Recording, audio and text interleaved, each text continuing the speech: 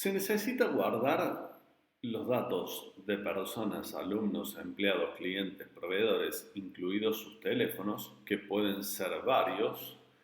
La primera solución que puede presentarse es la siguiente. Esto tiene un importante error de diseño, ya que hay repetición de columnas, que es lo que tendríamos que evitar en una base de datos relacional.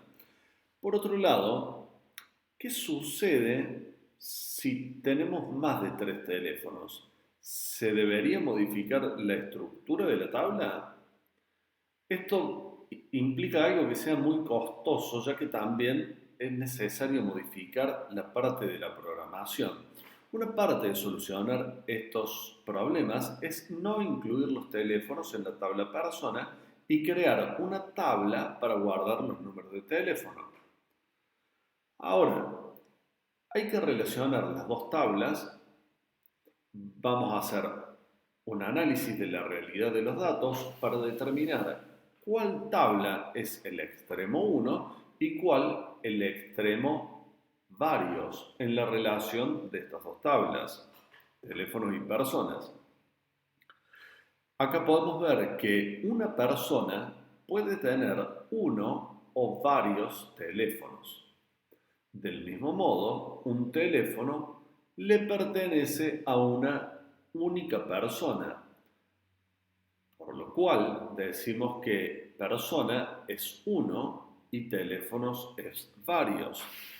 Para modelar esto, la clave primaria de personas se agrega como campo en teléfono como clave foránea y se determina así la relación uno a varios entre ambas tablas.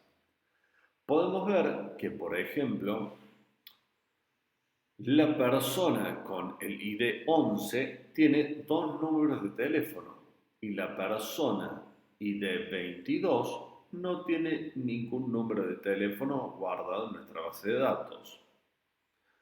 Ahora, si se prevé una base de datos más amplia y flexible donde existe la posibilidad de personas con diversas formas de contacto, como por ejemplo el teléfono fijo, el teléfono móvil, la dirección de email, Facebook, Instagram, página web, etc., se podría utilizar la misma estructura anterior considerando más tamaño en la cantidad de caracteres para el número de teléfono, que en este caso lo vamos a llamar contacto, para que se especifique mejor qué es lo que va a guardar el campo. También se modificó, como se puede ver, el nombre de la tabla por contactos. Acá vemos la tabla contactos de ejemplo. Podemos ver a la persona con ID 11, Ana, que tenía dos números de teléfono. Ahora tiene otra forma de contacto más, aunque no se entiende bien de qué se trata, le pusimos etcétera. Se debería agregar qué tipo de contacto es cada uno de ellos. Una opción sería agregar un campo más a la tabla contacto que especifique el tipo de contacto, pero traía aparejado repeticiones de datos. Entonces, vamos a crear una tabla auxiliar de tipo de contacto. Ahora mostramos cómo quedaría la tabla de datos de este ejemplo. Ahora podemos ver que Ana tiene un teléfono fijo, un teléfono móvil y tiene un etcétera, suponiendo red social, lo que sea. De esta forma, es muy sencillo que se puedan agregar innumerables contactos para cada persona de forma muy dinámica. De este mismo modo, si apareciera en el futuro otra forma de contacto que aún no existe, sin modificar la base de datos ni la programación, sino que el mismo usuario de la base de datos lo haría a un costo tan bajo que ni siquiera se tendría en cuenta, sería algo muy insignificante. Vamos a este ejemplo. En una base de datos de una institución educativa se quieren guardar los datos de los alumnos, entre ellos su dirección completa. Diseñamos primero la tabla alumnos y además las tablas auxiliares barrio, localidades o ciudades y provincias. Pero ¿cómo se van a relacionar estas tablas auxiliares con la tabla alumnos? Vamos a analizar en primer lugar cómo se relaciona la tabla provincias con localidades, teniendo en cuenta la realidad de los datos. Sabemos que una provincia tiene varias localidades y una localidad pertenece a una provincia, por lo cual, en otras palabras, podemos decir que un registro de la tabla provincia puede relacionarse con varios registros de la tabla de localidades y un registro de localidades tiene un único registro relacionado en la tabla provincias. Como provincia es el extremo 1 de la relación, su clave primaria es clave foránea de localidades, quedando así establecida esta relación de uno a varios.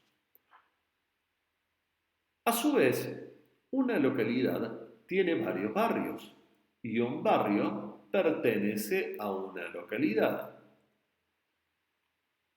Acá, en esta relación, el extremo 1 es localidades y el barrio es varios.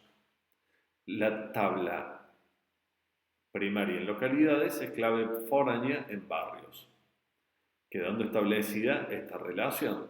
Por último, como un alumno vive en un barrio y un barrio puede tener varios alumnos, la clave primaria de barrios es clave foránea en alumnos. Y así se han relacionado ya todas las tablas. Podemos observar en este punto cómo se relacionan los datos en este ejemplo. De esta forma, realizando una consulta apropiada, muy importante, vamos a poder saber en qué provincia vive un alumno. Del legajo, supongamos el legajo 400, podemos ver que vive en un barrio con ID 6, que es el barrio centro.